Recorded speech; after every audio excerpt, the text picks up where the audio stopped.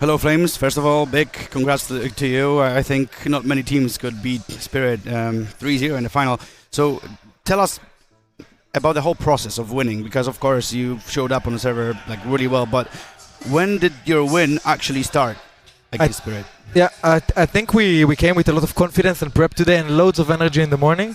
And once we saw like Dust to Nuke, we saw that it's comfortable maps to us. There is not going to be surprises for us. So we just need to play the best CS we can.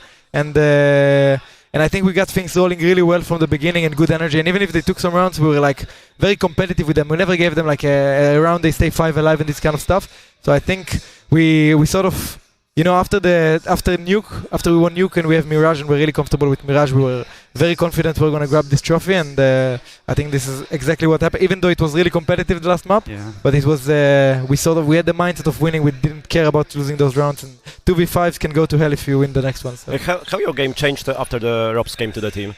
I think, me individually or in general?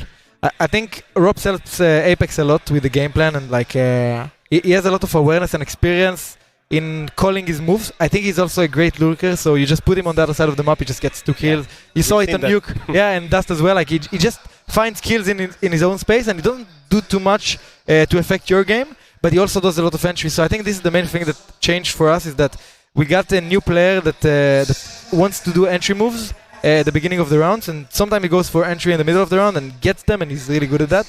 So I think this is something that for us changes a lot, because we can be 4 outside and 2 people dead lobby on Nuke, and you just win like that, you know, you don't need much. Yes, exactly. So how many hours did you put in practice when he came to the team? Because Apex said that you've put many hours. How many hours a day do you sit, you know, just focusing on improving your game? You know, I think this one is like quite unique, because I think we haven't done practice in the sense that we structure, we do 5 practice a day and then we do What happened is that we do the 5-4 practice a day normally, but everybody individually has a lot more effort that he wants to put in the game, a lot more passion. So people watch demo, people watch like a site together. We try to fix, we try to talk a lot about CS and play a lot of CS. And I think this is the main thing, that everybody in the team right now is putting a lot of hours in the game, and Zyu can do whatever he wants because he's just Zyu. He's Zyu. Yeah, and he still puts a lot of time in the game as well, but it's just a lot of ping pong going on in the prac room. You know, in the past we could finish practice and just sit, and one watches anime and one watches a YouTube video. And right now it's just very CS oriented, and we talk a lot about CS, and I think we're in one of our best shapes as a team, just in the sense of the work ethic. And one more question: how can you counter dunk? Because every team probably thinks about that.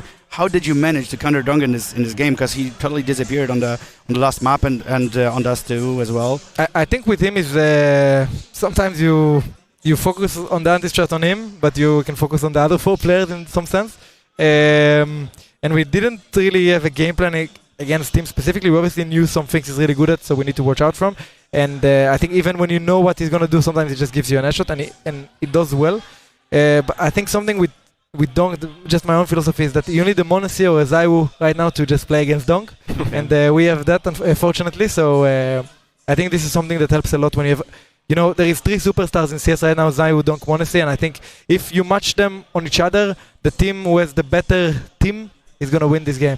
And obviously it can always go both ways, and you know, I don't think if we play them 10 matches in a row right now, we win them every match. It's just like sometimes they win, sometimes we win.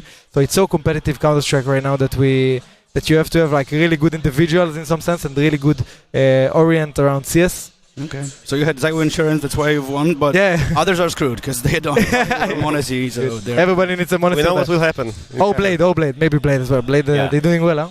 Yeah. So big congrats to you from the Poles, because obviously you had the Spodek cheering for you. And how did it feel playing like with the Polish crowd? Because the previous game, obviously the Polish crowd was pretty much against you, but now I think you could feel that Polish crowd supports you. I've since I started playing CS, I really liked the Polish players in general. When I played with Mantu, with Fico, and we know you speak Polish a little bit. I can sing Tylko Jedno, go mam this song, and can say some words that aren't so good.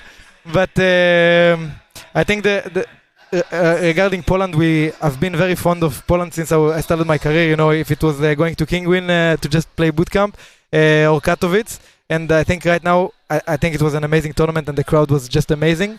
When I first came here, I was like, it's not as big as Cologne, but it can be very loud here because it's so stacked. And Polish, what I like about the Polish fans as well, they like CS. They don't care about, it's some countries you go there and you play on stage and it's just they cheering for one team and one team and one team and one team. Here it's just balanced, and even yesterday when we were like not the favorites for people cheering for us, it's still 60-40, it's still 70-30. It's not so much, and this is something that I think is very very nice to play CS with, having a stage and just everybody cheering for everybody. I think it's really valuable and really nice. Yeah, great. Thank you very much. You're welcome in Poland. Here, maybe in Katowice or whatever Basel decides final to organize the tournament. So thanks. Thank you, boys. Dziękuję, bye bye. Bye. No właśnie, był Flame z nami. No, jeżeli za rok to chyba po polsku będziemy już rozmawiać. Myślę, że tak. Jeżeli tutaj będzie chciał pośpiewać, to zapraszamy. No na starcie przywitał się i zagadał po polsku, więc już... To może dzisiaj będzie świętował, w jakimś karaoke barze. Myślę, że później może być nieco jeszcze łatwiej, taki luz złapie w tym wszystkim. Nie, no na pewno, jeżeli widzieliśmy, jaką energią dzisiaj tryskał Flames, prawda? Jeżeli faktycznie z taką energią wchodzili na serwer, na pierwszą mapę, to wcale się nie ma co dziwić, tak? Bo to było dużo pozytywnej energii, która jeszcze z Flamesem została, także no nic, tylko gratulować Flamesowi i życzyć powodzenia jego ekipie w kolejnych turniejach, bo z pewnością przy takiej dyspozycji, no myślę, że ciekawie będzie się oglądało, jak inne drużyny będą chciały skontrować Vitality, być może Zaju. Także czekamy, a my po raz kolejny dziękujemy Wam serdecznie za wspólne oglądanie IEM Katowice 2025. Z naszej strony komentatorskiej to będzie wszystko, ale oczywiście Warszawa, no tam na pewno jeszcze sobie troszkę na temat tego finału porozmawiają, także dziękujemy serdecznie i do zobaczenia.